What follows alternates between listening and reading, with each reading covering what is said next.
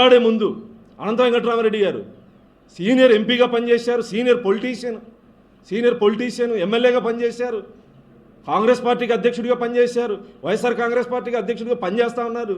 మీ ఇంకిత జ్ఞానం ఏమైందండి? వాళ్ళకంటే తెలీదు మీ ఇంకిత జ్ఞానం అసలు మీకు 4 సంవత్సరాలు టైం ఎందుకు పట్టింది అంటే చైర్పర్సన్ గారు మేము ముందే చెప్పిన విషయం ఆమెకు తెలుసు, ఆమె మనస్సాక్షికి తెలుసు, సాక్షికి తెలియకపోయి ఉండొచ్చు. ఆమెకు తెలుసు కాబట్టి మీరు ఎంత ఒత్తిడి తెచ్చినా కూడా 4 రోజులు పట్టింది ఆమె బయటికి రావడానికి. ఇక్కడ బీసీ మహిళ లేదా బోయ మహిళ, నా భార్య కూడా బోయ మహిళేనండి. ఏమి ఇప్పుడు సంఖ్యాబలం ఎక్కువ ఉంటే మీరేదో నిన్న మాట్లాడారు.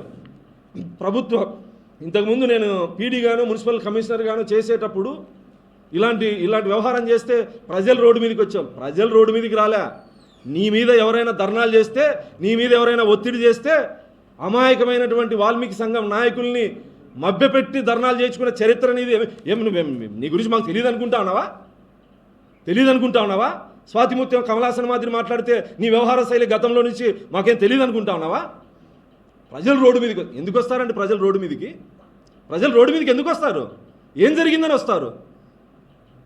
ప్రస్తుత ముఖ్యమంత్రి, గౌరవ ముఖ్యమంత్రి గారి ఫోటో ఎందుకు లేదని నిలదీస్తే ఇది ప్రజలకేం సంబంధం?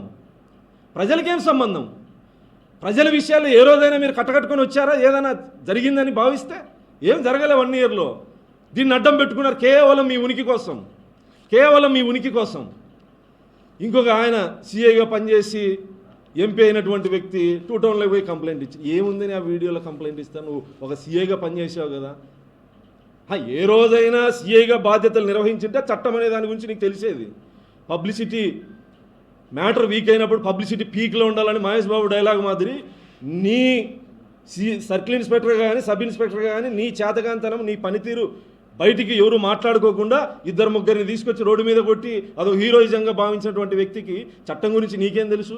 చట్టం గురించి తెలిసిన ఒక మాజీ పోలీస్ అధికారి అయితే పోలీసుల అరెస్ట్లో ఉన్నటువంటి వాళ్ళని కొట్టడానికి పోలీసు వెహికల్ని అడ్డుకొని వెళ్తావా? నీకు చట్టం గురించి తెలుసా?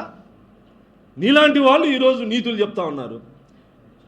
తెలుగుదేశం పార్టీ కూటమి శాసనసభ్యులు కానీ, మంత్రులు కానీ, ఎమ్మెల్యేలు కానీ ప్రజలకు జవాబుదారితనంతో పనిచేసేటువంటి వాళ్ళ వ్యక్తులం. ప్రజలు చీదరించుకునేలా మీలాగా ఏం మాట్లాడాం? మేము కొడాలి నాని భాష మాట్లాడామా? అంబటి రాంబాబు భాష మాట్లాడామా? రోజా గారి భాష మాట్లాడామా? లేదా కాకినాడ చంద్రశేఖర్ రెడ్డి భాష మాట్లాడామా? వల్లభనేని వంశీ మా భాష మాట్లాడామా? ఏ భాష మాట్లాడాం? తెలుగు భాష స్పష్టంగా మాట్లాడాం. వినండి 1కి 10 సార్లు. మీ దగ్గర వీడియో లేకపోతే మళ్ళీ మేము పంపిస్తాం. ప్లాన్డ్గా పోవడానికి మేము యుద్ధం చేయడానికి పోతున్నాము. మేము గతంలో చెప్పాము, ఆచరించారా లేదా అని మొదట వెళ్ళిన వ్యక్తిని నేనే చూడ్డానికి. నా తర్వాత 2 శాసనసభ్యులు వచ్చారు, మైకు పెట్టుకున్నానంట. ఆడికి వచ్చినటువంటి మీడియా మిత్రులు ఎవరో మైకు పెట్టిండొచ్చు, 1-2. మేము ఏ మైకులు పెట్టుకోలే. అసలు ప్రజలు అన్నీ గమనిస్తూ ఉంటారు. మీకు వాస్తవానికి వైఎస్ఆర్ కాంగ్రెస్ పార్టీకి ఒక నైజం ఉంది. అసత్యాన్ని, అబద్ధాన్ని నిజం అని నమ్మించేటువంటి ప్రయత్నం ఎంత దుర్మార్గంగా అంటే, రాజశేఖర రెడ్డి గారు ప్రమాదవశాస్తు మరణిస్తే రిలయన్స్ అంటానే పాపం కార్యకర్తలు రిలయన్స్ ఆస్తులు ధ్వంసం చేశారు. ఈ రోజుకి కేసుల్లో మగ్గిపోతూ ఉన్నారు. వివేకానంద రెడ్డి హత్య నారాసుర రక్త చరిత్రని సాక్షులు ఇంత పెద్ద గొడవలు పెట్టి చంద్రబాబు గారి గురించి రాస్తే అసలు చంద్రబాబు గారికి వివేకానంద రెడ్డికి చంపాల్సిన అవసరం ఏముందని ఆలోచించకుండా ధర్నాలు చేసినటువంటి ప్రబుద్ధులు.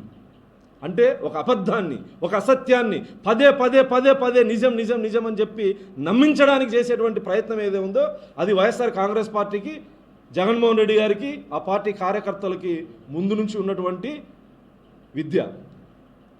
నేను ఈరోజు స్పష్టంగా చెప్తా ఉన్నా, ప్రజలు ఆ వీడియోను గమనించండి. లేదా జిల్లా ఎస్పీ గారికి, అనంతపురం జిల్లా ఎస్పీ గారికి వీడియో ఇచ్చారు కదా, క్షుణ్ణంగా పరిశీలించండి. మేము ఎక్కడైనా వాళ్ళు చెప్పినటువంటి మాటలు లేదా సాక్షి రాస్తున్నటువంటి మాటలు ఏదైనా ఒక్కటి నిజం ఉన్నా ఖచ్చితంగా కేసు నమోదు చేసుకోండి.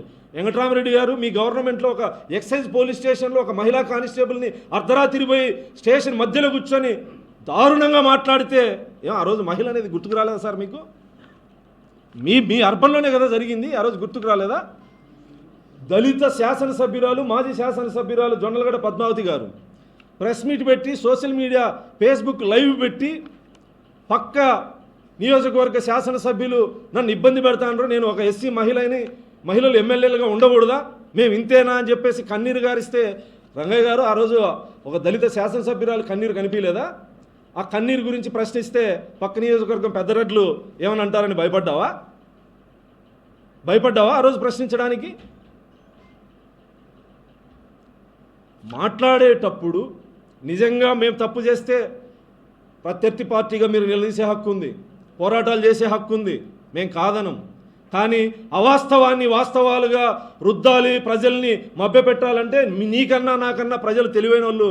రంగయ్య గారు, అనంత వెంకటరామరెడ్డి గారు,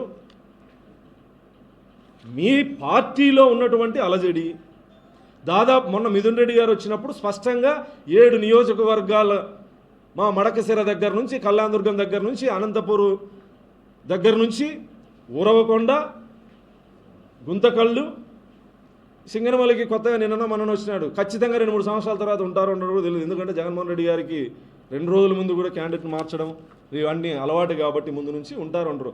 మీ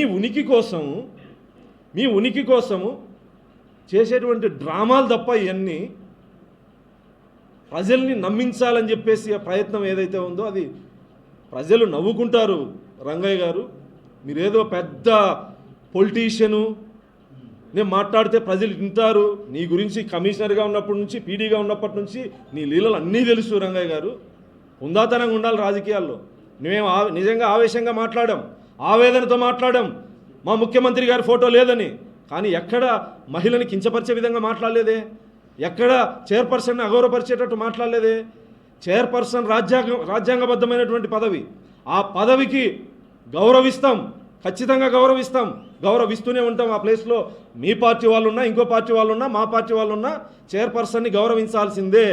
కానీ మా ముత్తాత ఫోటో పెట్టుకుంటాం, మా తాతల ఫోటో పెట్టుకుంటాం, మాకు అవకాశం ఇచ్చాడు జగన్మోహన్ రెడ్డి ఫోటో పెట్టుకుంటామంటే అంగీకరించే ప్రసక్తే లేదు. నేను స్పష్టంగా చెప్పడం జరిగింది. మీకు అభిమానం ఉంటే మీ పూజ గదుల్లో పెట్టుకోండి, మీ ప్రైవేట్ కార్యాలయాల్లో పెట్టుకోండి, మీ పార్టీ ఆఫీసుల్లో పెట్టుకోండి, ఇంకా అవసరమైతే మీ గుండెల్లో పెట్టుకోండి, మాకు అభ్యంతరం లేదు. అంతేగాని చిల్లర వ్యవహారాలు, చిల్లర రాజకీయాలు చేస్తామంటే చూస్తూ ఊరుకునే ప్రసక్తే లేదు. నేను స్పష్టంగా చెప్తా ఉన్నా, ఈరోజు మా తెలుగుదేశం పార్టీ కార్యకర్తలకు చెప్తా ఉన్నా, ఏ ప్రభుత్వ కార్యాలయంలో జగన్మోహన్ రెడ్డి ఫోటో ఉన్నా తీసుకొచ్చి నడి రోడ్డు మీద పగలగొట్టాలని చెప్పి నేను ఈ సందర్భంగా పిలుపునిస్తా ఉన్నా. రాజ్యాంగాన్ని హేళన చేస్తారా? ప్రభుత్వాన్ని అవమానపరుస్తారా? ప్రభుత్వ శాలరీలు తీసుకుంటూ ప్రభుత్వ కార్యాలయాల్లో ఉంటూ కొంతమంది ప్రభుత్వ ఉద్యోగులు ఎక్కడైనా జగన్మోహన్ రెడ్డి గారి ఫోటో కింద ఉంటే ఖచ్చితంగా తస్మత్ జాగ్రత్త, హెచ్చరిస్తూ ఉన్నాం. ఇలాంటి ఉడత ఊపులకి 10 మంది పోయి కంప్లైంట్ ఇస్తే, వచ్చి మీడియా ముందు అరిస్తే భయపడే రకం కాదు. నేను ఈరోజు స్పష్టంగా చెప్తాను, ఏ గ్రామీణ ప్రాంతాల్లో సచివాలయాల్లో కానీ ఇంకా ఎక్కడైనా కానీ జగన్మోహన్ రెడ్డి ఫోటో ఉంటే తీసుకొచ్చి నడి రోడ్డు మీద పగలగొట్టాలని చెప్పి సందర్భంగా పిలుపునిస్తా ఉన్నా.